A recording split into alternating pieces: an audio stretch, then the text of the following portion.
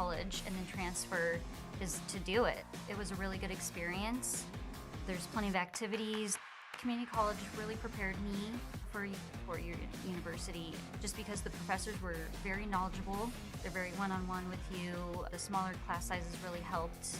Pharmacy is a very good healthcare route for people who are very compassionate and want to truly help people get better. I came to Spokane as a refugee. I was registered for English as a second language. Now I'm doing my master's in administrative and nonprofit leadership.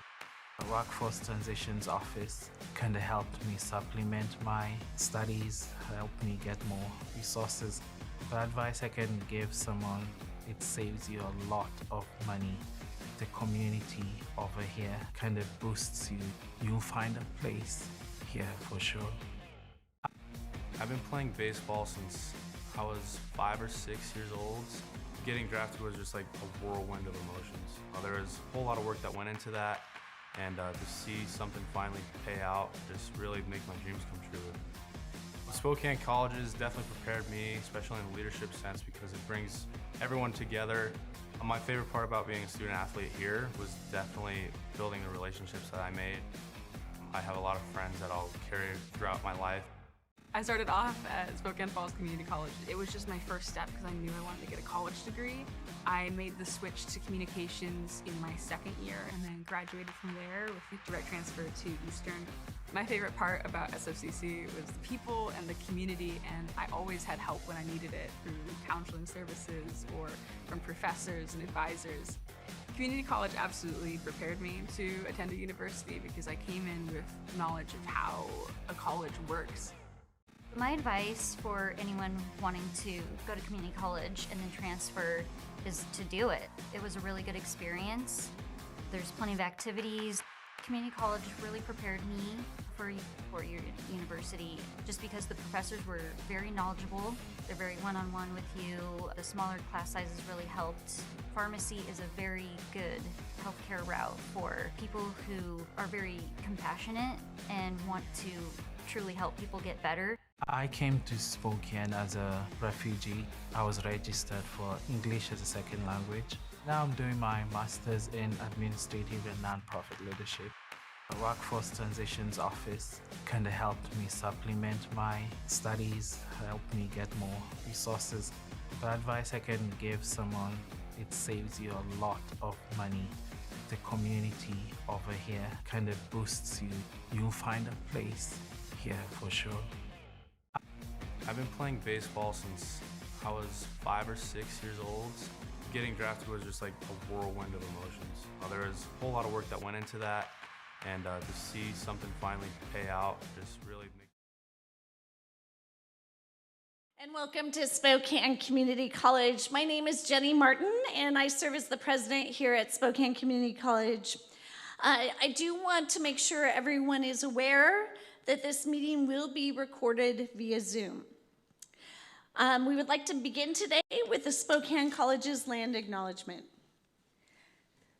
We are honored to acknowledge that the Spokane Colleges and our main campuses for Spokane Falls and Spokane Community College are located on the traditional and sacred homelands of the Spokane Tribe of Indians. We also provide services in a region that includes the traditional and sacred homelands of the Coeur d'Alene Tribe, Confederated Tribes of the Colville Reservation, Kalispel Tribe of Indians, and Nez Perce Tribe. We pay our respects to tribal elders, both past and present, as well as to all Indigenous peoples today. This land holds their cultural DNA, and we are honored and grateful to be here on their traditional lands. We give thanks to the legacy of the original people and their descendants and pledge to honor their stewardship and values. And with that, once again, welcome. We're happy to have you here on campus today, and we also extend our greetings to those who are joining us online. So welcome to the Chancellor's Town Hall, our first one here for 2026. Chancellor Kevin Brockbank began his journey with Spokane Colleges in 2015 as the Vice Provost of Strategic Partnerships and later served as the president of Spokane Community College beginning in 2017, as many of you know. He stepped into the role of chancellor in April of 2023. So today, Chancellor Brockbank is joined by our Board of Trustees Chair, Todd Woodard, and also by our moderator, Melanie Rose, Chief Institutional Advancement and External Affairs Officer. So thank you for being here today, and I'll turn it over to our stage.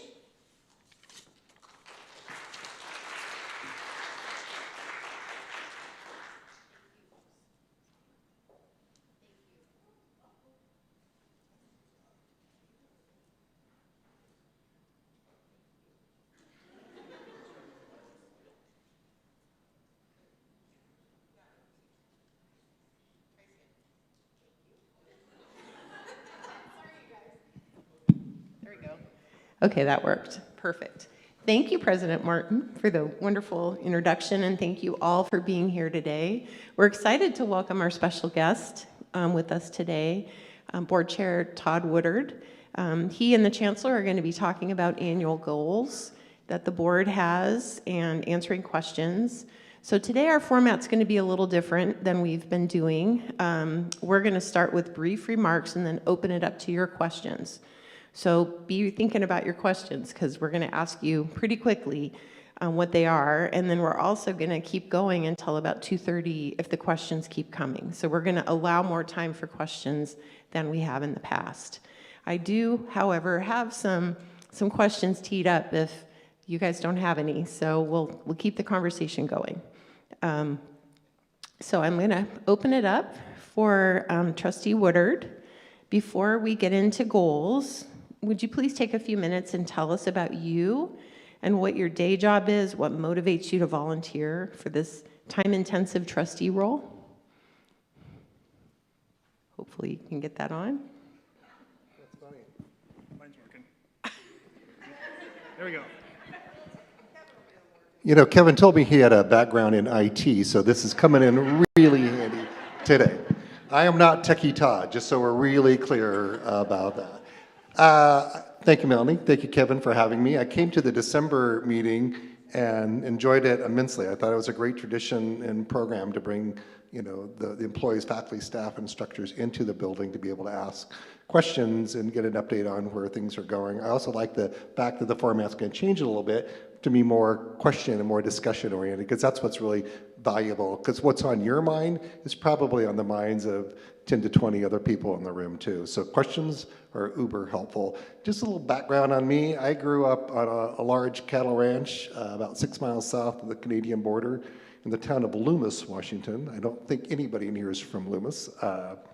I went to a one-room schoolhouse for the first 3 years and then got bused to the metropolis of Tonasket, Washington, home of the Tigers. Left there, went to WSU, where it's funny, I was thinking about schools and colleges. I mean, everybody in again, small town, but everybody that went to the U or they went to WSU, one of the two, if they came to a community college, they invariably came here. They didn't go to Wenatchee Valley. And the service districts were the same then as they are today. So I had tons of friends that attended here.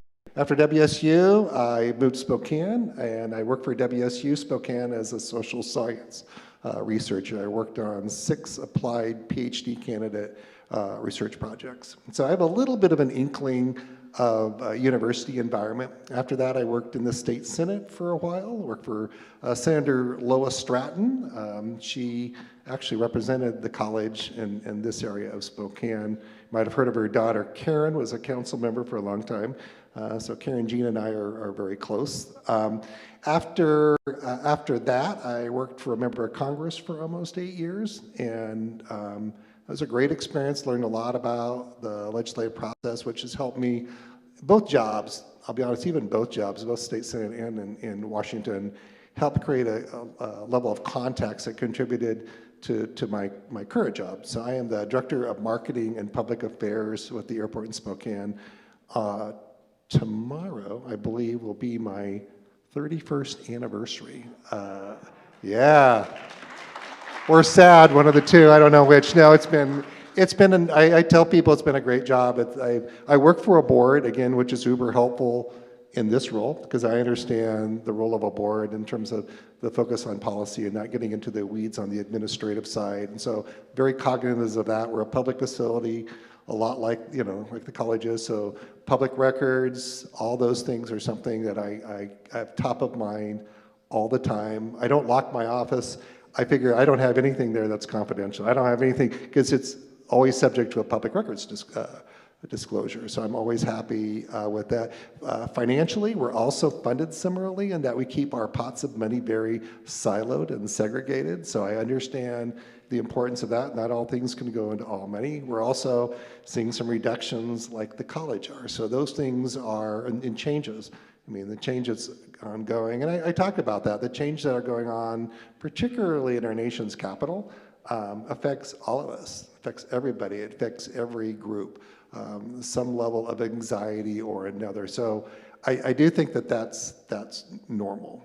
So that's kind of a bit about me. Okay, so you were appointed by the governor to serve on our Board of Trustees. Would you please explain a little bit about the Board of Trustees, its role, and also maybe a little bit about your fellow trustees? Sure. So I was appointed to the board 3 years ago, 4 years ago? That's fine. Well, I'm pretty sure I didn't have dark hair when I was appointed. So it's been in recent history. Just say years ago. What'd you say, Brianne, 4? 4 years, okay. And I was fulfilling the term of another trustee. So I was appointed, I was actually approached by Dr. Johnson and members of the board. I'd served on the College Foundation Board for a decade, for 10 years, and loved it. My exposure to the colleges happened when I first moved, or first joined the airport, I should say. I do a lot, my job, I should have explained. My job is split into two halves. So on the public affairs side, I work with local, state, and federal electeds on policy and regulatory issues. I also do a lot of grants. I estimate I've been part of a team that's generated over $200 million in grants into the community above and beyond any of the FAA entitlements on the annual thing. So those are all grants that we've gone out, found, hunted, and then brought back for infrastructure, for a whole host of different things. And then on the marketing side, I'm responsible for all of our passenger and cargo recruitment. So keeping the flights, adding new service. This year we've already added new service to Orange County. We've got new service coming up to Anchorage. We've got expanded service into Chicago and Dallas. And those things are fun. I use everything that I've ever done as part of that, all the business recruitment. But part of the reason to get on the foundation and my interest in that stemmed out of a conversation. You might have heard me tell this story before. I was raised in a long part by my folks separated, divorced when I was about 10. And so I was raised by a single mom for quite a while. And so I have I have a real affinity by a mom and a sister. I see things a little differently than maybe a lot of folks. And I really believe in socialization, how you're socialized at an early part of your life, how that affects you as it goes through. Having kids, I also believe in birth order. It's probably more than you all wanted to know. But so when I had a recruitment, I can't remember what it was an aerospace recruitment, and I was putting together a training package, and a woman by the name of Joanne Mercar was at the Institute of Extended Learning, or the then Institute of Extended Learning, and she put together all the packages. And she took me through the lodge, and she took me through a room with probably 40 displaced women. And again, when you grow up in a small town, at least in my small town, you're pretty sheltered. You don't see a lot of domestic violence. You probably think it exists, but you aren't ever really faced with it. And I saw some of the stuff my mom had to go through as a single mom. We were Catholic in a very Protestant area, and there was actually religious persecution, which was weird, and I think about that now, but having gone through that. But Joanne, she stopped me in the middle of the room because she could read minds, or at least read my mind, because my jaw was probably on the ground. I was like, what are all these people doing? So she told me why they were here and gave me examples. And it left such an impression on me. It left such an impression that if the college didn't exist, what would happen? Where would these women go? How would they put their lives back together? How would they take care of other family. I was probably 24, 25, 26, something like that. No, I had to be older than that. I had to be in my early 30s. But still, the memory of being a child, being raised by a single mom with a sister, and all those things were still, really fresh in my mind. I wouldn't want my family to have to go through that. So that always stayed with me, that the college plays this incredibly unique role in our community. And then, so when the opportunity came up to join the foundation, I joined the foundation, which was great because I got to interact with Kevin and instructors, administrators, deans, and you get a different perspective. I'll be honest, being on the foundation board is really, you really see the rubber meet the road in terms of the students. You get much more student engagement. I mean, this is different, but to be able to sit across the table with like a single mom with 2 kids and have her tell the story is pretty powerful, at least the impact it is for me. So then after that, I was recruited to join the Board of Trustees. So that's really how I got on. So I was appointed by Governor Inslee, who I knew when he was a freshman congressman in the mid-90s. So there was some familiarity. I knew a lot of his staff and going forward. So the role of the trustee is really kind of falls into 3 trunks, and these are not in any particular order. But we approve tenure, which I think of is our commitment to the college, our commitment to providing a high level of instruction for our students. So that's first. The board is only a policy board. We don't get into day-to-day operations. And it's funny, I'll go to these trade associations, this ACT, which is the Washington State Association of College Trustee Meetings, and I'll go to the National ACCT. And there's all these seminars on unruly board members, on the unruly trustees, and all these abused, how you should take care of your chancellors and your presidents. It's like, our board is comprised of 5 people who truly, sincerely appreciate, respect, and play off of each other. I mean, play off of the thoughts that each other shares, because we're really in line. The other board members, and again, this is no particular, I'm the only board member, by the way, who did not attend a community college. So in no particular order, Anna Franklin, who works for Providence, she has a healthcare background, attended SCC. She's also a single mom at one point in her life, which again, thinking of how that socialization impacted her and what she brings to the board. Kelly Fukai, and in the interest of full disclosure, I've known her forever, knew her dad forever, great family. She attended Spokane Falls, and I remember she was telling me her story years ago that she attended Eastern and just didn't have any focus, and but she attended the Falls, and the Falls instructors gave her purpose, gave her instruction, and gave her the focus of what she wanted to do going forward. And then she went on to Gonzaga. I know she got her undergrad. I think she got her MBA there, and she's also a CPA. So it was that instruction and that experience, but she was also a single mom for a part of her life with 3 really great kids, Mason, Abby, and Jack. And then Steve Yoshihara, probably the most successful commercial banker in our region. It's been said that Steve has a book of business that's larger than most banks. He's just extraordinarily well thought of. But he also attended Spokane Falls. And then last but not least is Glenn Johnson, who some of you might know is the voice of the Cougars. But he was a dean. He also attended community college in California, talks a lot about how that experience, and again, in his life, gave him direction, figured out where he wanted to go. But he's been a college professor. He's been as a tenured professor, was the dean of the college.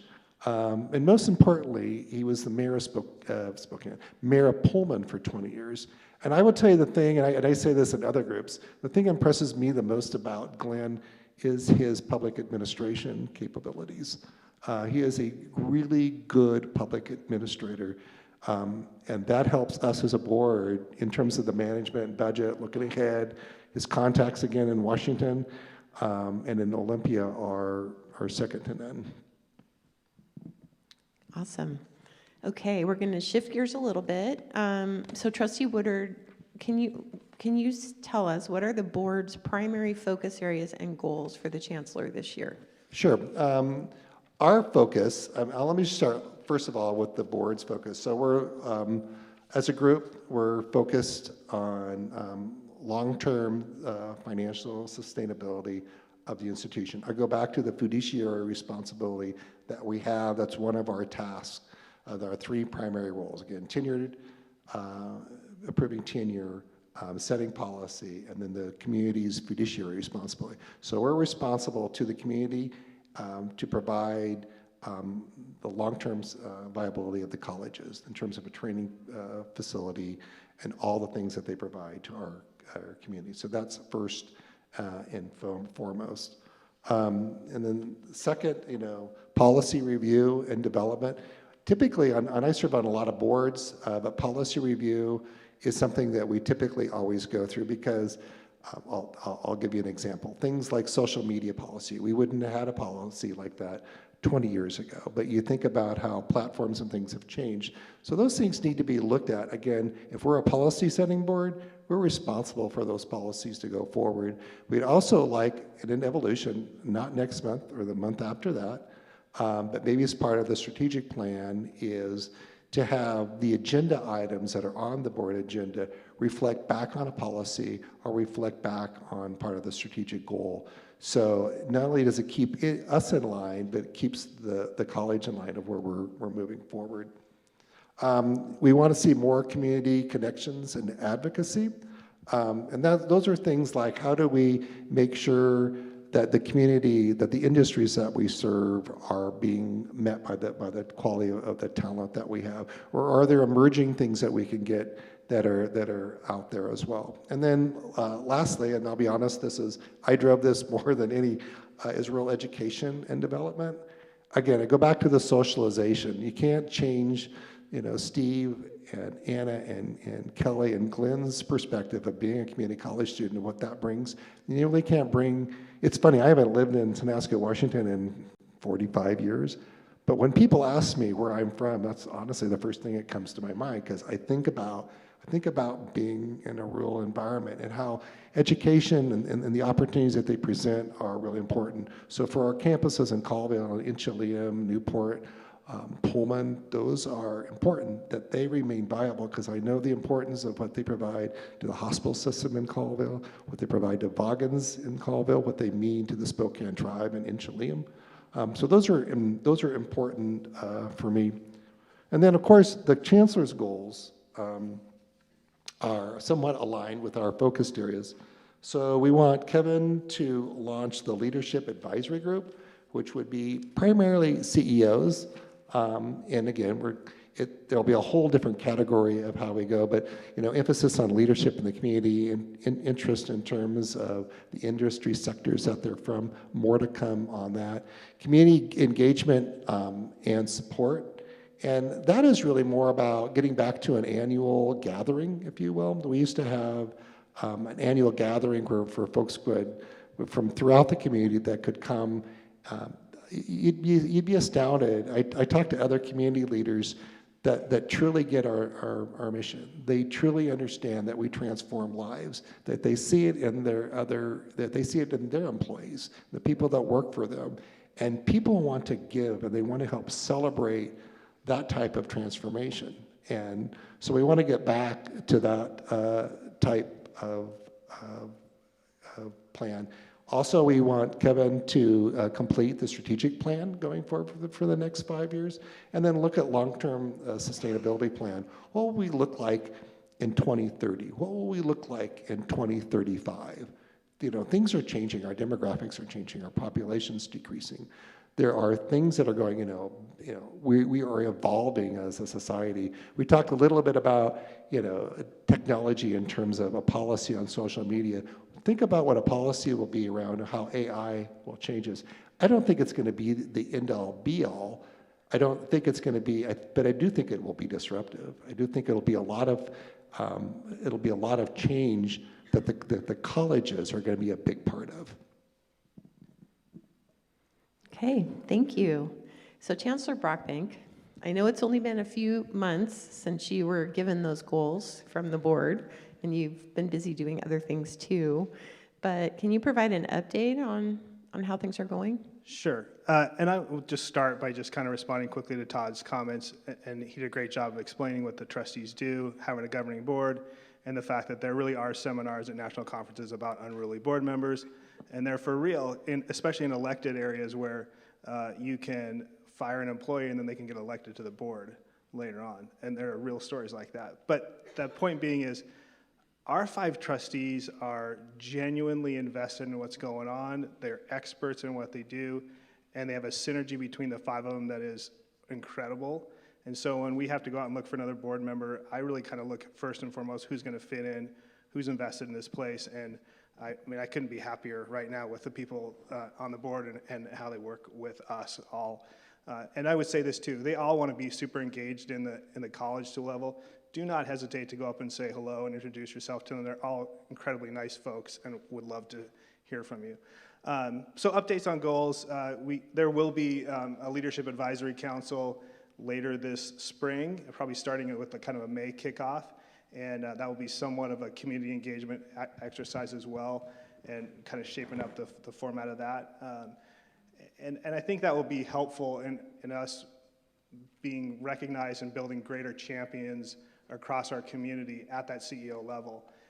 There's a ton of them already, but there's no place for them to gather and provide input in the same way that many of you have program advisory councils. And so that's going to be great. The second thing, I'm just going to kind of jump around a little bit.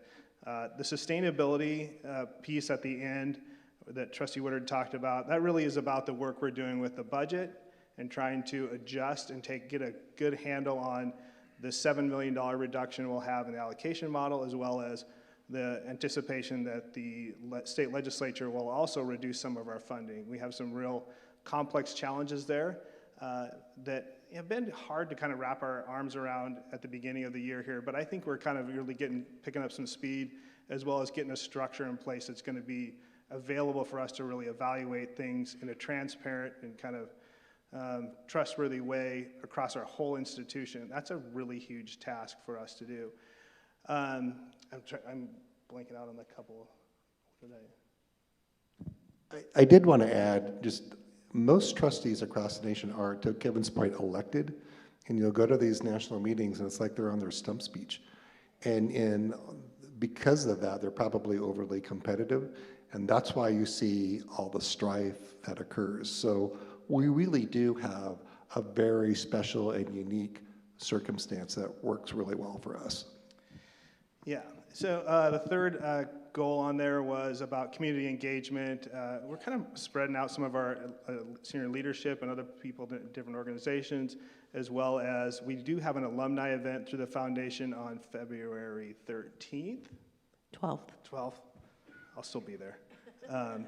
That's a part of it, as well as I think we'll have probably another event related to that Leadership Advisory Council too. But building up to the former wine gala, I think is going to take a little bit more time. So those were 3 goals. I'm missing one. What am I missing? The strategic plan. Oh, and the what? Oh, the pillars, yeah. So the strategic plan, I think, is actually going excellent. Led by Dr. Lori Hunt. That's a tough project to get off the ground and get people aligned and engaged and kind of all working in the same direction. And it's really kind of moved along to a point where it's going to meet the March deadline. I think what's in there is going to be really solid. There's parts of it I haven't seen yet, which is part of the design. But there's a lot of great work going on there, and some of it's been brought to the board for kind of an endorsement of being on the right track. And so I'm really looking forward to that being wrapped up in March so that we can tie that in with some of those efforts around how we're going to deal with budget reductions every year, how we look at who we are in 2030, who are we in 2035, and do it off a document that we use. The promise I'll make to you about the strategic plan is it will not be a strategic plan that happens to many of those at places you've worked where it's not mentioned again. I'm going to make a very concerted effort to make sure that that's brought up with all of our leadership meetings and part of our strategic planning so that we are on track and aligned across this district. I think one of my career goals in this job is to break down the silos and the autonomy of two colleges and a district office and pretending like those things do not work in concert and with joint support. And that strategic plan will be a key component of that going forward. We work better together as a group, and we have an advantage over many other colleges in the fact that we have two colleges and a huge service area, and we need to take advantage of that. So I'm looking forward to seeing the finished product there. All right, thank you. Okay, we're opening it up. Who has questions? Right over here. Dr. Cosby. Thanks, Aaron's our runner. Thanks, Aaron. You know, when people say how bright the lights are, it's hard to imagine how bright they really are. But I can tell you, they're flipping bright. You can see nothing up here. Thank you, Trustee Woodard, for volunteering to be on the board, first of all, and for being here today. We appreciate your time. My question, since you mentioned the current federal government, one of the priority areas of the current federal government is the dismantling of the Federal Department of Education.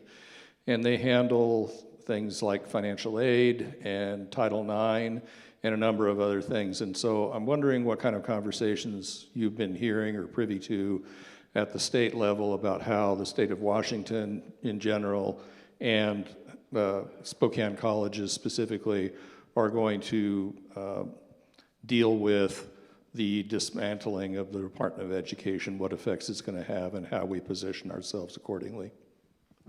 That's a great question, and I will tell you it's a question that Kevin took head on from the outset of the election a year ago and the inauguration. We've been in continual contact with our congressional delegation. He chairs our congressman's workforce group, task force. He talks to Kevin. We've had meetings at the Department of Education. For Bobby, we've had meetings at Head Start, the official office. We've talked to our legislators ad nauseum. We are going to Olympia next week and are going to be meeting with the governor's senior director for higher education and workforce, as well as a whole bunch of other meetings with legislators. So we're telling our story. We're emphasizing the incredible role that the colleges play for our community. I've talked to Kevin a bunch of times about an editorial that was in the Seattle Times about what would happen if Boeing left. And it's like, what would happen if Spokane colleges left? I mean, the hole it would leave in our economy, the hole it would leave for our industry would be irreparable. And that's the same story that we're telling to our congressman and then the communities of jurisdiction that he serves on. I don't know if we'll be able to, it's a pretty big ship to change its course, but I can tell you we have been as aggressive and assertive and as communicative and professional at the same time as possible. The other thing I would add is that, I think in previous decades, we didn't really have to worry about the federal budget and how that rolled out. We just were automatically funded. We get some increases, little blips and things here and there. It's a weekly adventure now, I'm sure you all know, and it's significant and it's harmful to our students and our operations, what is happening there. And so to Dr. Cosby's question, it has tightened up our argument and our storytelling immensely and has required a lot more effort on the federal level than we used to. And like Trustee Woodard said, I've spent far more time in that venue and that arena than I thought I would, and working with groups that I just probably wouldn't have in 5-6 years ago. But that's good for us too, in the fact that we are getting better at telling our story, and actually we're expanding out. It's not just me working on it. I think the two presidents are more aware of federal policy and characters than I was as a president here, and it spreads out to, like, Vice President Julie Parks is absolutely dialed into stuff that many of us don't see, and so we have a team of people that are really feeding the senior leadership team on what's happening and what's going next. And I got news today from somebody that I hadn't seen yet, and it just is a team effort a little bit, but the point of the story is you can count on nothing, and you had better tell your story in a really precise, powerful way, or nobody's listening. And I didn't mean to neglect our two U.S. senators, and Senator Murray and Senator Cantwell, who've also leaned in really hard for us. We have sit-downs with both. Again, Kevin works directly with their legislative assistants regarding education, but we are working that as hard as we ever have. It may be harder than in the history of the college. I don't know before. I never saw anything like this. No, I don't recall Dr. Johnson doing many trips to DC, and I think that was all tied in with the ACCT organization. So it's a conference format, and I do go to DC not to follow a conference or a delegation to go there, but just specifically to represent Spokane colleges with our elected officials and in organizations like Trustee Woodard said, going to the Head Start National Office, connecting with Department of Education, and trying to continue to just, and I know that if I get a 5% return on that work, that's a win. A lot of the work that I do in there probably falls on deaf ears, but if we can get to a point where we have advocates that will help us in the event that something catastrophic happens to us as a result of that, and we just need one person to call and one person to care, and that's really what we're building up is what do we need friends and champions along the way. And just one lastly to add on that, we always still take the representative from the state board with us, so we're not cowboys, we're not out doing our own thing, that we're one system, we're 34 schools, and so part of that leadership, part of that communication is to say, it affects us, it affects the whole state economy, where we row together.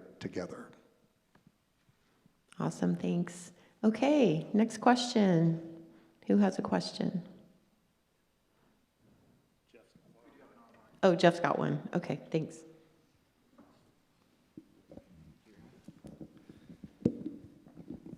Yes, so this is from online, and it's a couple of people asking a question. Following up on the context of the Trump administration's attack on DEI work, mischaracterizing it as implicitly discriminatory, and the ongoing resulting lawsuits and appeals by a variety of organizations, can you summarize the guidance you've received from our State Attorney General's office about how to protect this work and how our local pivot to the concept of inclusive excellence serves these efforts? Yeah, there's some news here that I think I would have put at the celebrations part at the end, but the question's important. And first of all, I cannot summarize all the information I've gotten from the AAG's office. You all don't have time, and I can't remember all the stuff that they talked about.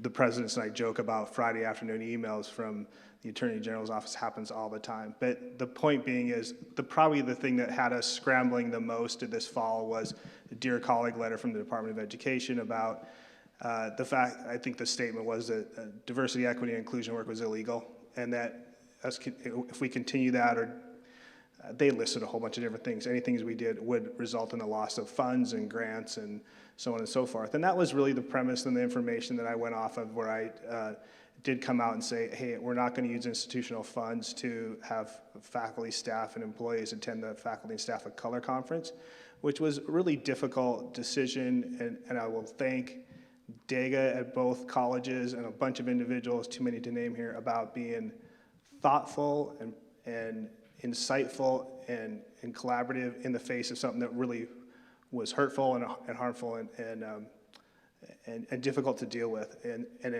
I spent a lot of time working through that with everybody as well.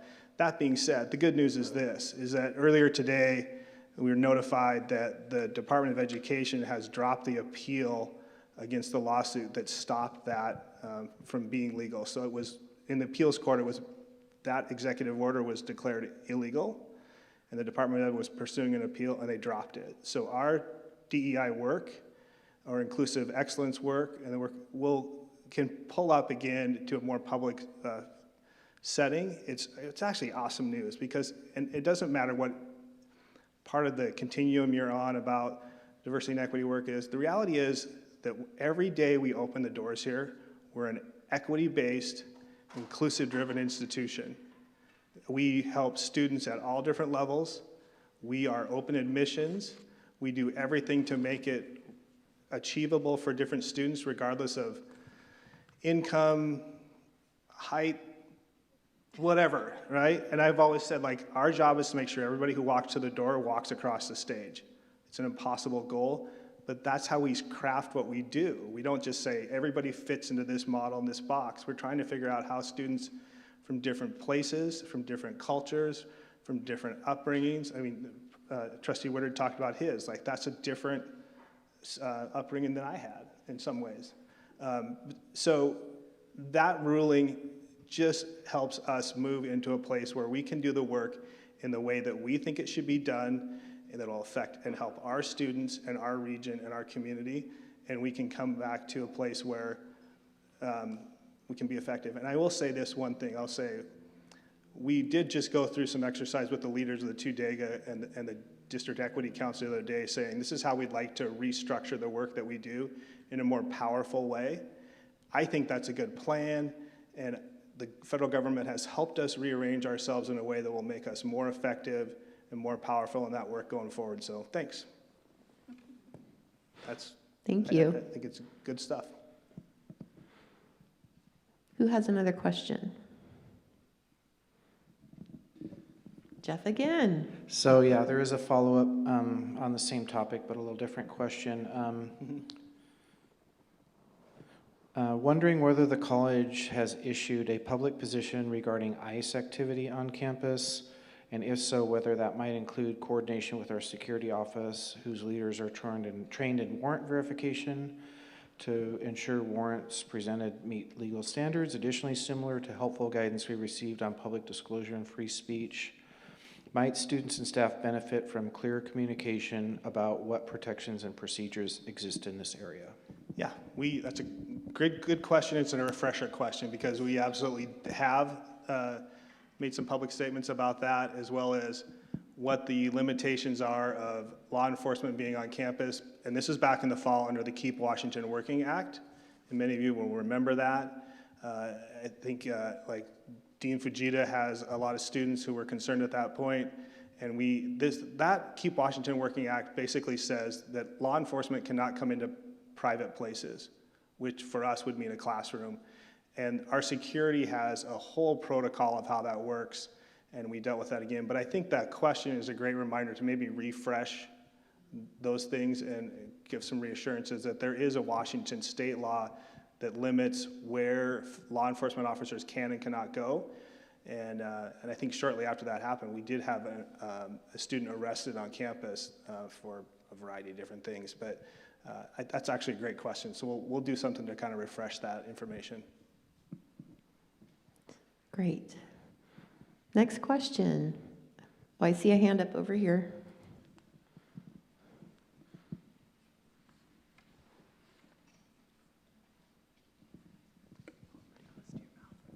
Okay, thank you. Hi. I have been reading, and it's well established that we have this high school graduation cliff coming up. And recently I just read that 2025 was the largest amount of high school grads, and then it's going to reduce down by maybe 13% over the next same amount of years or so. So I was wondering what the dialogue was at your levels regarding that. Of course, another budgetary issue. But I also have been learning and hearing more about high school graduates looking more towards community college, trade schools, and less at master's degrees. So I'm just wondering if there's anything you might provide in terms of any discussions at that level, and if we're better situated than perhaps other institutions for enrollment decline. Yeah, I think that there's a couple questions in there, Cindy, and I think first of all, the community college is in a pretty good position in that some of the federal policies are really aimed at four-year institutions, elite institutions, or what are considered elite institutions, and then there's a lot of attention given to K-12, and we fall into what looks like a affordable, career-driven way to do work. And so the things that happen to us from a federal policy level, we're sort of like collateral damage. It's not intended for us in some ways. So I think there will be things where we'll get support coming into this next legislative cycle at the federal level that I think are going to be kind of positive for us. To the famous enrollment cliff, the conversation at our level starts with this, and is that having the right attitude. And the right attitude is yes, there is an enrollment cliff, but there is a way to look at this that is solvable. And the first part of it is that the state of Washington ranks 48th in the country in transition from high school to college or university. 48th. And being a And aren't we like 50th in FOSFA completions? Yeah, yeah. It does make no sense at all. Our state has one of the very best lists of aids and support and money for young adults to go to college, and we're 48th. Well, here's the thing is, the number of students come out of high school, if we're getting this many right now, if we gain on the total amount of percentage of students coming through, you erase the enrollment cliff. And I think we've been working on that a little bit with our high schools, as well as it's a well-known fact in enrollment, which we're talking about again and again. And the fact is, the solution to that for me, Cindy, is we need to capture a larger number of students coming out of the high school, which is a very reasonable goal when we're almost at the bottom in the country in doing that. We have the tools. I think and I will tell you, this is Kevin's personal opinion. I think a lot of that comes from this societal sort of look or image of higher education right now, and just the idea that young adults and students are being given the information that this doesn't pay off. And that's a foolish argument. There's a big difference between having a job and having a career. And I think we all know that, or most of us in the room know that, and we're all in careers, and it helps. So I think you had something. I think that also coincides with the goals that we had about more community engagement, about creating a community leadership advisory group that Kevin could engage. I was really impressed and really taken with yesterday's or Tuesday's presentation on the website development and the way they're going after careers and pathways, using technology in a way to tell our story. It's a 24-hour billboard every day to go forward. So I think institutionally, we're also putting together the tools to help recruit those students to raise us from 48th. The 40th would be a huge plus. Thank you. Okay, another question? You guys are doing good. While we're going up to Jason, I'm going to fill in a little something from the last online question that I really wanted to say. Where is the microphone? There. You can go up there and give it to him. This will be short. One of the things that the ruling today about the Department of Ed dropping that appeal is this. Our real danger or hazard in the previous situation was we were trapped between a state legislature and laws and requirements that we were being asked to do, and a federal government who's saying the opposite thing. And I've said this to our elected officials. I think that the idea that the federal policy and state policy battle could play out on a college campus is about the most, and land on the heads of our students is about the most unethical thing you could pull off. And so this ruling today, I think, takes us out of that situation where in most cases we're in the middle trying to do the right thing and and being in jeopardy of being in violation on both sides. So I really want to say that. I think that going away makes me super happy. Okay, question submitted to me by a member. Our colleges are each unique, so how are we going to be sure during any of these conversations about consolidation, reduction, reorganizing, that we don't lose the pieces that make each college remarkable in its own right? And how are we going to ensure each college is treated equitably? I'll go first, and then you can add in there.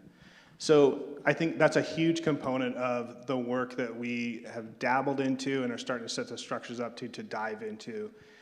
I know that that's a big topic for both colleges. Everybody's got an identity and is focused. That means something. And learned something the other day, or came from somewhere, which I think is important. When you talk about change management, people will often say, people are afraid of change. They're not really afraid of change. They're afraid of loss. if I'm going to lose my identity of the place that I've worked for the last 25 years and college A is the idea that that's going to go away, that is bothersome. And so when we do the analysis of where we're efficient, where we're not efficient, where could we serve students better versus where we can generate revenue or reduce expenses, that was always going to be in the core of the argument and the discussion about that. And here's the thing I've said in very limited spaces, so many of you will not have heard this. Regardless of what we do to our organizational structure and how we run things, for as long as we're all alive, the city of Spokane will call this SCC and we'll call that the Falls. And it doesn't matter to them if there's a chancellor or 6 presidents or 10 deans, or it does not matter. The identities of those two things will overshadow, in fact, make invisible most any organizational change that we make. And I can tell you we'll work to make sure that that's true. So I think there's a preconceived notion that there is this mandate to move to one college, one name stuff, and I will tell you that's categorically not true.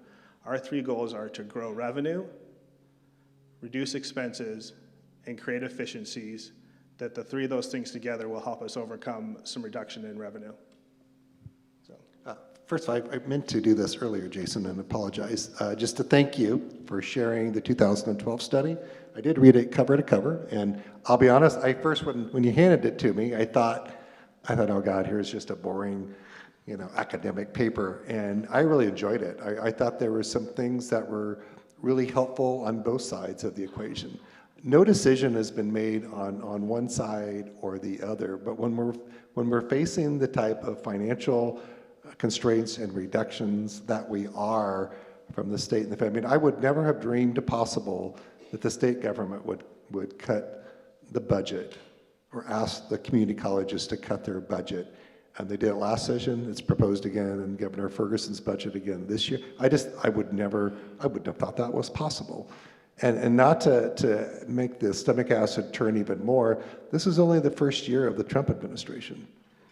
We got 3 more left. And who knows, what, and that's not a political statement, it's just change. I thought,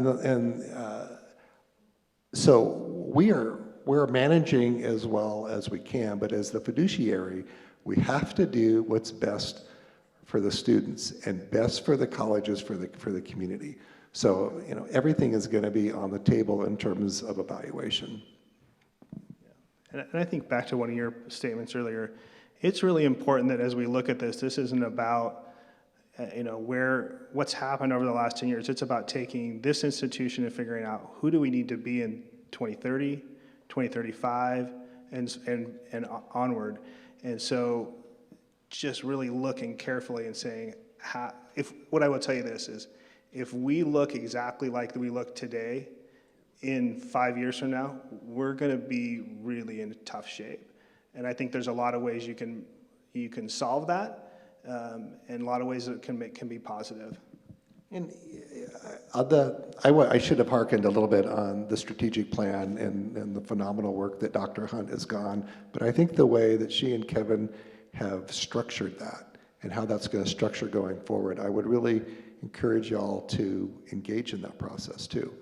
A strategic plan, we don't want a plan that sits on the shelf and gathers a lot of dust, but it will help us chart our future going, through 2030.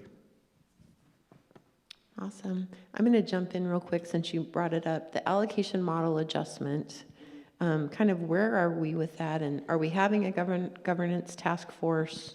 Because we were talking a lot about that before the winter break. Yeah, that is a big adjustment. So there was the plan, and I think a comment I made earlier that there's this idea that there's a mandate to move to one college system is not true and not accurate. But the idea that we were going to look at governance and just kind of a holistic look at what we do, where do we duplicate, where do we consolidate, whatever, would have been under a task force called, I think we called it Governance Structure. The governance structure is where we landed. So the reality of that is that was kind of a learning process for us, and then we put that together, put it all, named Linda McDermott one of the co-chairs, put all the deliverables in there, and then I just sat there and looked at it for a month or so, and just knew there was something not right with it. And the reality is that a task force is not the right tool to put in place to do that kind of analysis, to that kind of depth, with those kind of factors, with those kind of implications. It would have lasted a year, 15 or 16 people would have just worked their tails off, and we would have come back with recommendations that are not really deeply rooted in the subject matter experts and different things. So at this point, that task force as previously designed is not going to happen. We went through a process that for me is going to change into a little bit different decision-making model, which I believe, and you can all judge it as things come out, should provide more transparency, more opportunity for participation, more deeply rooted in subject matter experts' recommendations, as well as a holistic look from a diverse group of stakeholders in a way that allows us to look at things like say we want to look at the transcripts office. Like we can look directly at the transcripts office with people who are really engaged there and make recommendations on that, and instead of trying to ask 15 or 16 people to make judgments about everything under the umbrella here. That's impossible. And so we have to break that down into manageable pieces that are consumable by us as leadership as well as our larger population in a way that builds trust as well as gets more people engaged in the solution. So one of the things we've done as we move into this kind of learning stage of working on that to solve the reductions we'll have every year for the next 6 on the allocation model is we've sort of separated our annual budgeting process away from that. And so the conversations that Linda and I have are really about one lane is, this is our normal budgeting process. We expect to get a reduction from the state legislature per the governor's recommended budget and the fact that we hear more and more of that from legislators today. So that's one path. We're going to take care of that in normal ways. And the work that has to be done over here on the allocation model will happen that way. And we've done some work behind the scenes that will soften that work this year. I think largely if we can make a few, and I'm just talking in generalities on purpose here, we will be able to make adjustments at the district level that will not require operating budget reductions at the 2 colleges.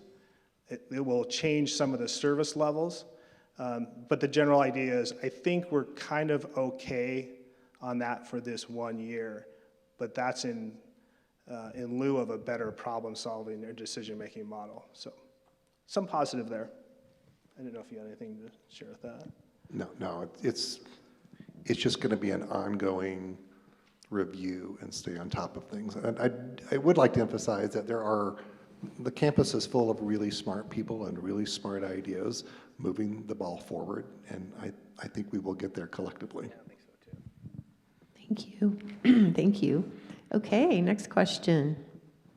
Okay, and then we'll come down here. About a year ago, we had taken a pot of money and moved it into an investor. And I was wondering if we could get an update from that and if that kind of supports our issue that we have now. Yeah, so let me kind of refresh the facts of that. So we, how far back do I want to go? I'll go back to my time starting as chancellor. I knew as president for a couple of years that we had excess cash on hand district-wide, and part of the reason I really went out and recruited Linda McDermott to come here as a CFO was to have somebody who's really experienced and powerful in that work to come and help us how to manage that. And this is a really long story, so I'm cutting out some pieces here, but what we decided to do is to take that large pot of money and put it into real investments and hire an investor, a financial investor, instead of asking our CFO to watch the bond market. We have somebody who's in that field, like hire an expert to do expert stuff, right? And the idea was we took $60 million and we put it in under board policy, what's called the stabilization fund. And the interest and investment earnings that come off of that every year are anticipated to be $3 million. And the $3 million go into what's called a strategic investment pool. In the first year, we used that all the marketing and branding and billboards and that kind of stuff came off those investment costs. And then later, we also included the computer rotation plan in there. That is where I started the Director of Tribal Relations position, as well as the Vice President of Workforce position. Those are things we'll transition out of there as time goes along. But we're also now talking to both colleges about needs that will temporarily live there. It's intended to be a place where we have funds that we can access for innovative ideas. And we're talking to SCC this morning about the use of that for somewhat to support the way we run the Trades High School for the first couple of years. And so it gives us a non-operating fund, state fund revenue stream that we can do different things with. So what we generally did was we protected the money. I had some concerns about it getting swept from a state level or from the state board or whatever. It's protected in board policy, and it generates an extra $3 million in revenue for us each year. So yes, it is part of the tool that we'll use. And the extra stuff that we have on hand, and we've talked about this internally a lot, is the advantage that gives us over anybody else, and many of our community colleges are in a similar situation, is we have something that can buffer time a little bit. And we can make decisions and we can kind of float some things. So it gives us a really powerful tool to get to the end point. So it's a great question. Yeah, it's a really good question. And just to emphasize, stabilization funds and investment pools are fairly typical with public facility or institutions, if you will. Both the city and the county also maintain a similar mechanism and have for years and years and years. There's one other, that reminded me of a really important point there, is the investment fund and the money that comes out of that on investments is ongoing money. But the cash on hand that we have in certain places that people look at is one-time money. We cannot put salaries and recurring costs on one-time money. You are just digging a hole you can't get out of. And so we are very, very cautious of, at any point, trying to do that. One-time money for one-time expenses, okay. But one-time money for ongoing expenses, no. It's terrible fiscal management, and we won't do it. Thank you. Okay, we have Aaron right down here.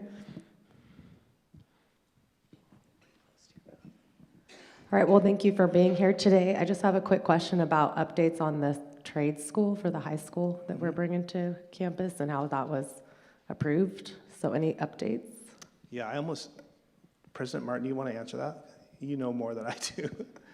I mean, I can talk about it, but I would be talking about it in a celebratory way. If you can probably provide some more depth than me. Yeah, why don't you use that one? I can't move around then. So thanks for the question, actually very timely question. And so Spokane Public Schools, very positive thing for our community and the school district. We're thrilled to be a partner in this. The one question that comes out first, I'll mention just, it wasn't part of the question, but I'm going to mention it, is yes, the pool is in, but we have not started the conversation on the pool, so that's a little further out. The Trades High School, it is a question, I get it really frequently. I was surprised I didn't get it yesterday. This morning, actually, we had industry partners on our campus in collaboration with Spokane Public Schools to talk about how our industry leaders will be a part of the high school, being very intentional about the investment and how they will be part of the solution. So it's really meant to be a community engagement piece. So those community partners we're looking at 3 tracks at this point. So manufacturing, construction trades, and healthcare would be the 3 tracks that we're looking at. So those discussions are beginning and what those pathways might look like.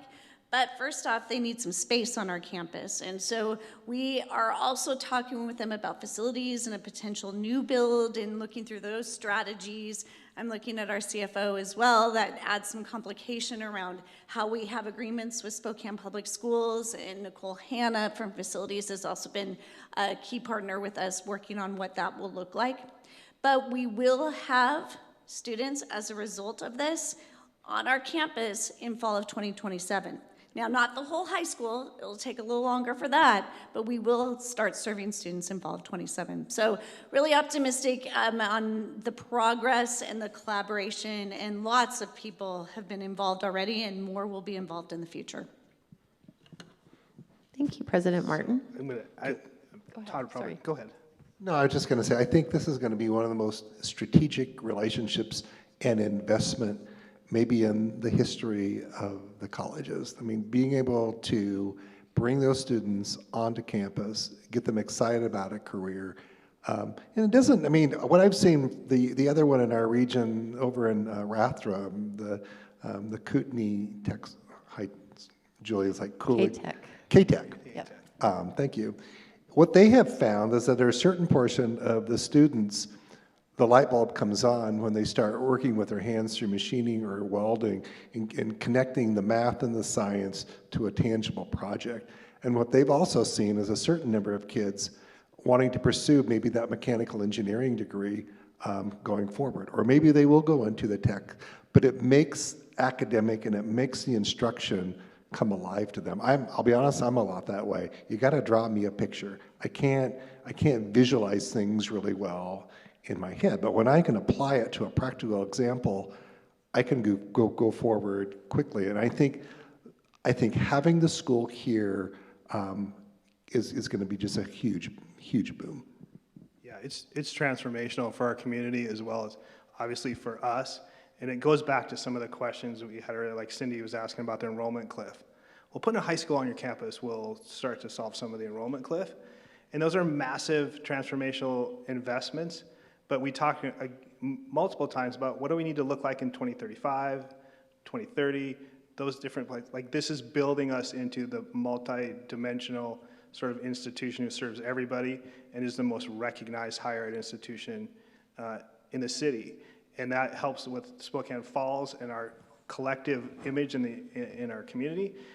It's such a great win for us, and we owe the Spokane Public Schools and Adam Swinyard a debt of gratitude for coming up with a vision and just calling us and saying, hey, do you want to do this? And then for them to carry the bond through has been really incredible. And I'll tell you, the industry breakfast this morning, I walked in there and I could not believe it. The place was packed with business owners, construction, everything, every facet of healthcare. This drove that bond issue through, and it has captured the, kind of the curiosity and excitement of our business community. It's awesome. Agreed. Next question. Jeff's got a question, it looks like. Erin is on the wrong side every time. Thank you. Luckily, she's well trained by volleyball to be all over the court. This question kind of seconded by someone. Given the financial struggles and the need to find new student populations, would we consider offering, I'm going to say, more classes at night to serve those who work during the day but do not want to take online classes? And someone seconding the motion, like, yes, it's great that we have online, but not everyone wants to take online and still wants to be in person. Yeah, that's been a question in higher ed for the 30 years I've been in it, and probably the 30 before. And it's actually very interesting how delicate the balance is to deliver nights and weekend courses in a way that fills them and is fiscally viable. You oftentimes have to decide that you're going to take losses on those things in order to move a few people through. The nights and weekends are successful in far less than half the cases, I think, when you offer them. But the reality is that the continuous focus on looking for options that are different and ways to do things differently is the way we're going to approach that. So even if nights and weekends don't work now, that doesn't mean it won't work next year. And there's just, and I'm looking at Julie and the workforce, and just like there are ways that have to be considered for all new things, and if we only fit into the boxes we've created at this point in the institution, we'll be really kind of handcuffed in doing that. So I think the question for me is more about innovation and creativity to deliver to, frankly, an entirely different kind of student than I was when I came through, and we need to be open to that. Thank you. More questions? There's a question right there.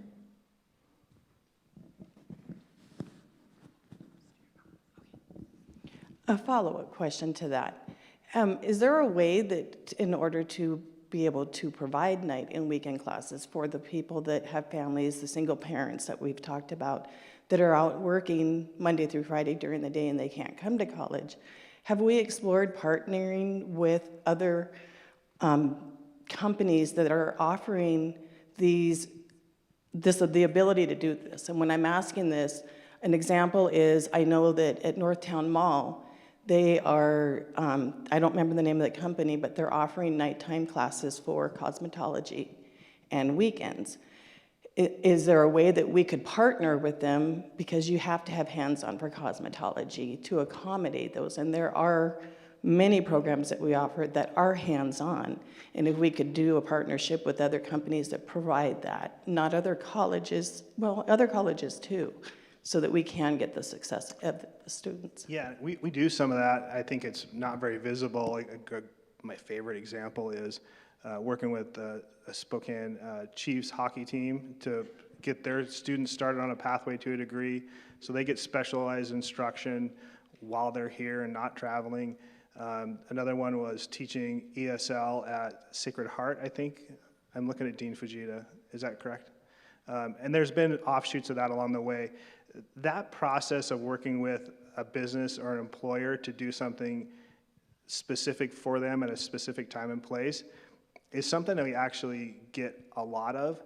And for a variety of reasons, many of them don't come to fruition, but when they do, they're really kind of special.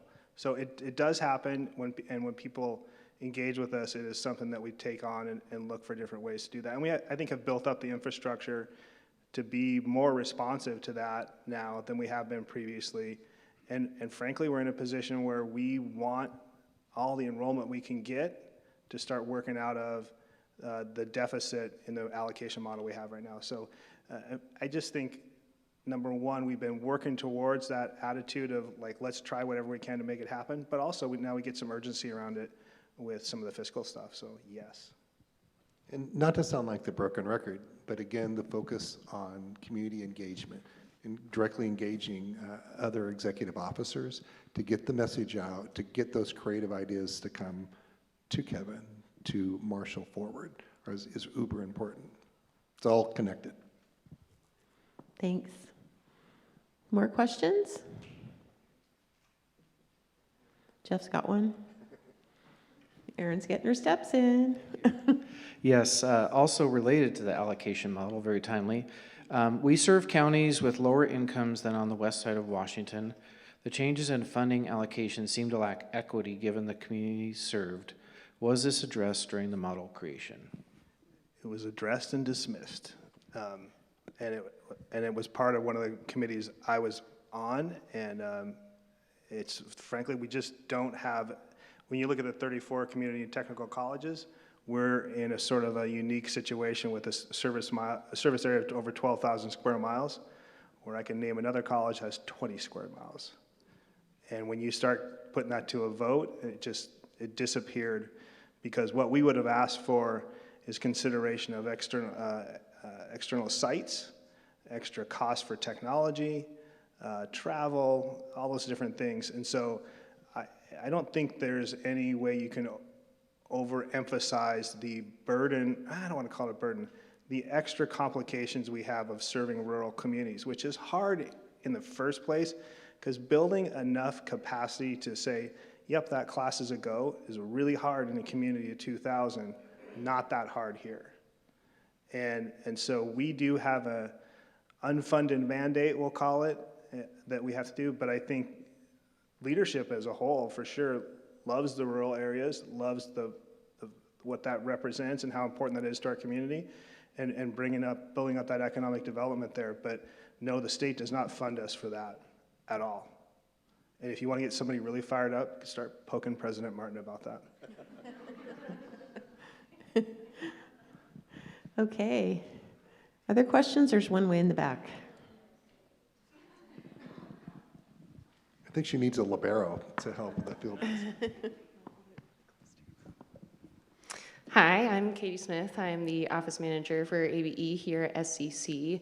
I can certainly appreciate that we're looking at innovation and efficiency, going forward. What do you have to say to the classified staff who are working on things that were innovative and efficiency process changes 3 years ago, who are still trying to make those work, who are burning out, spinning their wheels, trying to do those kinds of things, try those kinds of things, but it's falling on deaf ears? I'm just feeling a little disconnect between actually seeing that work come to fruition and the employee that I am today, right now. That's a great question and a hard one too. I'm just going to push it back to the topic of the culture of an institution. I'm going to say some pretty pointed things here about this particular topic. I mentioned it in a sense earlier when I said, one of my career goals here is to break down the silos of the two colleges and the district being different entities, and you pointing fingers and saying, do you know what they're doing over there? And do you know what they're spending money on? And do you know what happened? Like y'all are on the same team. And so I know of very specific instances and different things that we do that are frankly nonsensical. It's not my job to go running down though into the frontline areas and say, hey, you're doing this. My job is to build the culture around this place so that when you are trying to do something that is positive and efficiency building, that you get cooperation and support and accountability from your colleagues. And there are many places where we still are doing things, I'm going to really point out, I probably was a part of this at some point, where we maybe did things between the two colleges just to be different. And when you do that, it hurts our efficiency and effectiveness, and it will ultimately only affect students. And so one of the things that I've been kind of pushing a little bit, and I'm going to push it in the biggest public forum I can, is individuals who work with students and student records should not have barriers to accessing student files from the other college campus, because if that is a barrier for students that have to wait for that transcript to be done or have to go across town to get a form, come on, that's just not okay. And if you're trying to push that kind of stuff and there are people who are not supportive of that, I will tell you that is not the culture that I want to, when I walk away from here, that culture should be dead. But my job is to build the vision and the culture of that and reinforce it and support it. But it takes everybody down from supervisors to colleagues to make that happen. And I will tell you this too, as much as I want to make everybody feel good about the first year of cuts from the allocation model going forward, that's going to be hard. And resistance to new ideas or collaborating and synthesizing things across campus is only going to make it harder on the rest of us. So please open your minds to the idea that there can be a way to do it, and that new ideas that are suggested are important. And I'm going to also call out and commend and just really celebrate the work of the vice presidents of both colleges have done some amazing things recently that are really about sharing of alignment of different things, as well as doing things that give students access to both college campuses, what they provide. Because it's not really important which college a student goes to. It's important they do what's successful, that makes them successful moving forward. Obviously, that's a little bit of a rub for me, but I know there are simple things we can do that are blocked by tradition. I'm not supportive. So that's the start of it right there, Katie.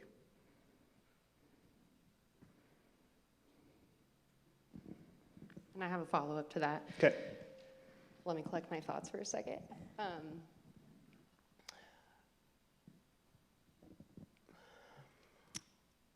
For those folks, and President Martin talked about this a little bit in her meeting with us yesterday, there's not always a good avenue or not clear avenue on how to talk to leadership about those things, because do you go through your supervisor? Do you talk to the department head? Do you talk to the president directly? Do you include your supervisor? Do you have any tips on if we have true efficiencies, innovations that we really feel are important, or areas that need to be addressed, of avenues that we can address them with the appropriate folks? Yeah, that's actually an awesome question and timely. We at the senior leadership level of the district cabinet are actually really talking a lot about that model and how we have gaps in it, and frankly, there's things I've done that have not helped with some of that going forward too. As an organization of this size and complexity tries to move into a different sort of existence, it's really hard to wrap your head around all the implications of that. And so when you're just talking about a simple thing of like, how do I get my good idea to move forward? We have to set up a structure that's a little bit more flexible and robust going forward. So I can't promise you a change in that immediately, but I can promise you that if we talk about that at this time next year, I will have something that you can specifically talk about and point at. And I truly hope that we continue the progress we have as culture-wise to moving to a place where everybody feels like they're important and contributing. Because one of the things I will say to my wife often is, like, there's 2,000 people working here. There's plenty of good ideas in places besides district cabinet. In fact, there's tons of them. We have to find a way to take advantage of that. And surveys over the years have frankly not pulled that out. I could do a survey right now of what cost cutting things could we do right now, and I could tell you almost verbatim what we'd get out of it. I need some of those things to start to bubble up in a way that's effective.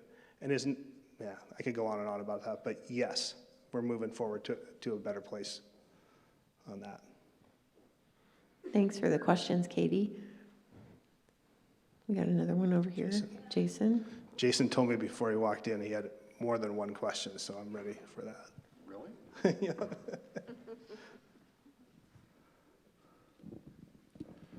Another question submitted by a member. Are there any departments that are currently being considered for consolidation already, and is Running Start one of them?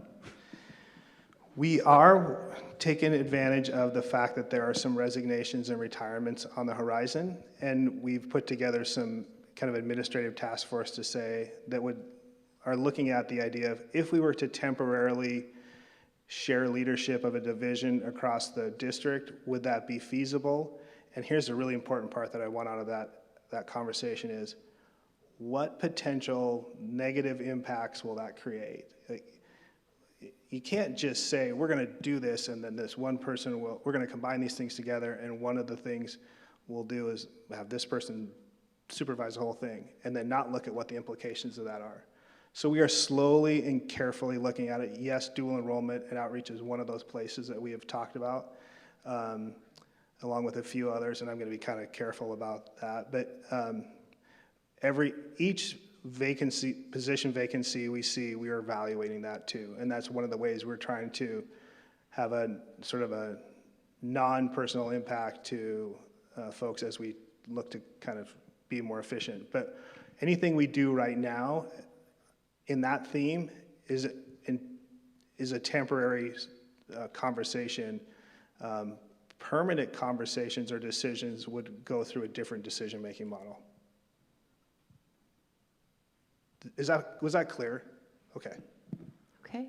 Jeff's got a question online. I want you to know, Aaron, as you're walking all the way down here, that when you're done, Jackie, who is right behind you, has a question too. We're just making sure Aaron gets all the steps in one meeting. So, so along the lines of conversations and cooperation, who can we reach out to about the fact that we are not getting the support we need from the district in order to collaborate with each other? And this is talking about SCC and SFCC apparently trying to collaborate and not getting support they need to do it. Without like opening the floodgates, like if it feels like, look, my email signature has my cell phone on it, my office phone, which I haven't used since COVID, and my email address is there. And if there's a moment where you feel like you're stuck and you've really exhausted all what would be traditional options to address an issue, I'm not opposed to getting one of those emails. Sometimes things fall through the cracks. Sometimes there's a misunderstanding. That's not what I would probably do all day long, but I do want to make sure that things happen. And if the issue is identified, and this is sort of a general identification, right? Like if the district isn't doing their part, like, say something. Email me. Okay, thanks.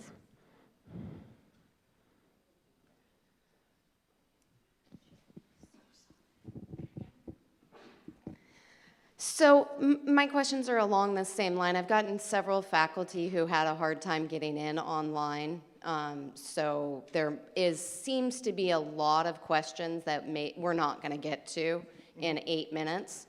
Would it be possible to have some way for people to submit the questions they didn't get to and really let that voice be heard in some way for the cabinet and whoever to read? Rather than have it go to your email, could we maybe have you guys send out a message of who to send it to, who could really gather those questions? Yeah, go ahead. Yeah, I mean, if you want to send them to me, that would be fine, and we can vet them. Can you make sure that we somehow get that email address out to people, just to make it easier? Sure. The easier we can make this, because Yeah. this town hall is great, and we heard great things, and between the textbook issues and the high needs of our students, not everybody can make the town hall. Sure, of course. Yeah, I mean, we do record it, so it's going to be posted on YouTube. The town halls are all recorded, so people can watch them. Perfect, and then they can send questions in afterward as well.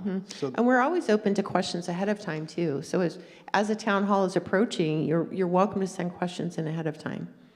And then, so just, we're working in public here now. So we might do that like maybe through a survey tool or something, just so you don't pile them up in your inbox. But and then we could actually kind of okay. Okay. Yep. Sounds good. Great. Okay. Other questions? We're coming up on time. Do we want to do any celebrations or take more questions? There's one. Way in the dark. I remember being interviewed in this room the first time I applied for the presidency here, which I didn't get. It's a long story. Some of you know the story, but and I remember a couple of questions from that corner right there. I had no idea who was talking to me. Okay. Hi. I will backtrack a little bit. You mentioned, you talked about community engagements and projects. And for lack of a better word, I feel like we are only going to the community when there's like some sorts of event. It feels transactional. Is there a way we can be in the community without the transaction so that people still see us for the community? We are with them.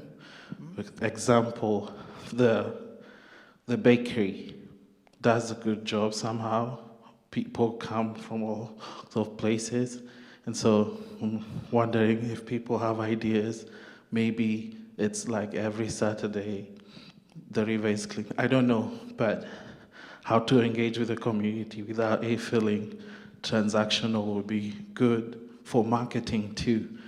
The little kids that grow up, parents, people like me, will remember that, oh, SEC exists, and they will know it's a marketing tool. It's like planting a tree that you might never see the shade, or something of that sort. Maybe I'm being too naive, but I hope the transaction bit might not, it works well. Hoop Fest is fine. We might give the the balls, but the impact is not the community-wise kind of. I don't know if my question makes sense. Yeah, I got it.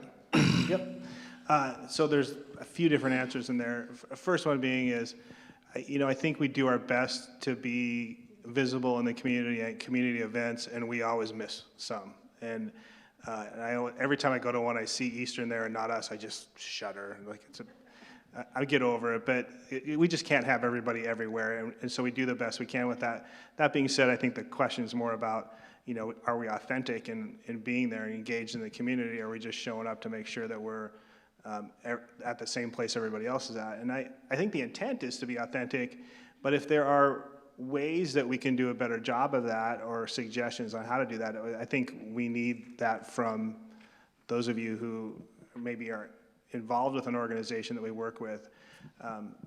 I just genuinely believe that any community engagement activity we do in some ways benefits us. And whether it's working with an organization to have their organizational meetings on our campuses or attending their events, we're into that. I think the place where that lands for a long-term solution, though, is in the strategic plan and the community engagement part that will be in there. I haven't seen what's in there yet, but making sure that, because the other way I would say is what Trustee Woodard talks about is we need to have our own event where we pull the community into our space and celebrate and let them celebrate the work that we do is another way to do it. But partially, I think, well, not partially, I think the primary answer to your question is we need others at all different levels to say what's authentic for you, because that's a tough thing to do, and we can't do the same thing at every community event and resonate with everyone. Sometimes, go ahead. Just to elaborate, I mean, in the sense of community is incredibly broad. I remember I was part of the governor also pointed me to the statewide complete count, and Amber Waldrop and I formed a Spokane County Complete Count, and this to make sure all populations, all citizens, all communities were represented in the census report in 2020. And I remember going to a meeting. I thought I knew it all, right? I thought I've been around Spokane a lot. I know all this stuff. I know all the communities. And I go into a room that was convened by the YMCA, and there were over 35 different communities in that room, and I was just floored. So I think part of it is how do you make, if we're all part of the same team. If you can make us aware of that broader community too, who are we not reaching? Because we should be. I mean, we are. There's so many things that endear me to this institution, but in its basic name, community college. We are the community's college, and so we want to be everywhere too. And I would also think, and I said this at the trustee meeting on Tuesday, on how do we engage the high school counselors, because they're the trusted agent with our primary market, right? So invite us, think about including us as well. We're more than happy to get on campus. Gives us this excuse. Okay, well, we're just about out of time, so we're to the final question. Chancellor, what do you most want all of us to take away from today's conversation? I think it's important. We talked about this at the last town hall, kind of at the end. It's just like, hey, this has been a hard year. Like, give yourself some grace. Like, we recognize this is not what traditionally higher ed looks like every year. I think I would say this time, though, is we had more time to talk and more things to cover. And Jackie indicated there's other things that we want to talk about here. Is despite having some challenges and some bumps and some troubles along the way. Like, look at what we're doing. The Trades High School, finishing the Fine Arts Building. It could go on and on and on. The work that we're doing at the state level. This is really a magical place for our community, as well as for all of our students. And the idea that we transform lives is something that many other people in the community, when they go to work, can't say that. And so I think you ought to take away that, yes, this has been a hard year. Yes, we're looking at stuff, but look at how full the basket is of things that we're doing that are improving who we are and how we serve this community. And don't be afraid to brag about it either. Thank you. Thank you, special guest, Trustee Woodard, for being here, and thank all of you for participating. We'll get something out about, oh, sorry, go ahead. No, first of all, I just want to say thank you for what you do. I mean, how many people get up every day to help transform lives? How many people touch every industry in their community? And you do phenomenal work. And I just want you to know how much, as the trustees, we appreciate, we recognize that the culture that you create in your classrooms, that everybody, it's a team that pulls forward. And I just want you to know you are appreciated and we value what you do. So thank you. Thanks everyone for being here. Have a good day.